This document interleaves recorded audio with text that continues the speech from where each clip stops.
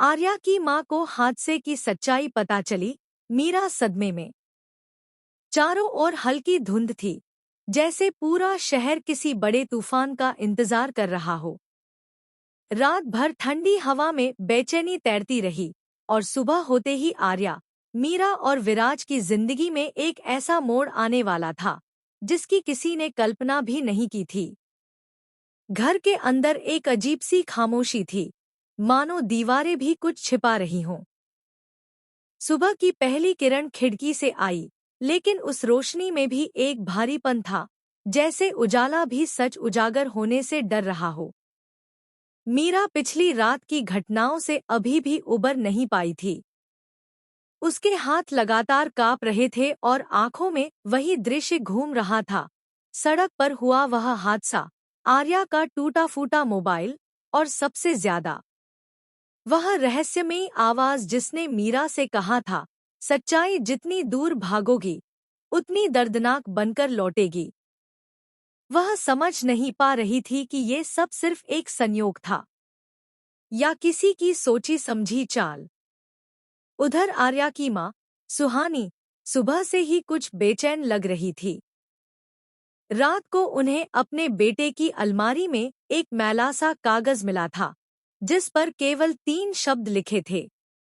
हादसा, मेरी गलती।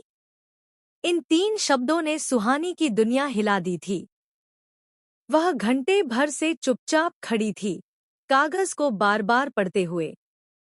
उनके मन में हजारों सवाल थे। क्या आर्या किसी हादसे में शामिल था? क्या वह किसी से कुछ छिपा रहा था? और सबसे बढ़कर, उसने यह बात उनसे क्यों नहीं कही? धीरे धीरे सुहानी के अंदर डर की जगह हिम्मत भरने लगी। वह अपने बेटे को जानती थी। आर्या गलती कर सकता था, लेकिन वह गलत इंसान नहीं था। उन्हें सच तक पहुंचना ही था। उन्होंने तय किया कि आज वे आर्या से सब कुछ पूछेंगी, चाहे जवाब कितना भी दर्दनाक क्यों न हो। इधर मीरा घर के बरामदे में खड़ी थी, लेकिन उसकी आंखों में बेचैनी साफ थी। वह जानती थी कि सच सामने आने वाला है, लेकिन वह यह नहीं जानती थी कि वह सच किसे कितना तोड़ देगा।